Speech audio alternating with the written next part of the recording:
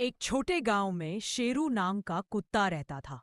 वह बहुत वफादार और समझदार था। हर सुबह वह अपने मालिक के साथ खेत जाता था। एक दिन गांव में चोर घुस आए। शेरू ने उन्हें देख लिया और जोर से भौंकने लगा। मालिक और पड़ोसी जाग गए। सभी ने मिलकर चोरों को पकड़ लिया। गांव वाले शेरू की बहादुरी से खुश हुए। उसे दूध, रोटी और माला दी गई। शेरू गांव का हीरो बन गया और सबका प्यारा साथी रहा। फिर भी कुत्ता रो रहा है, किसी ने लाइक सब्सक्राइब नहीं किया।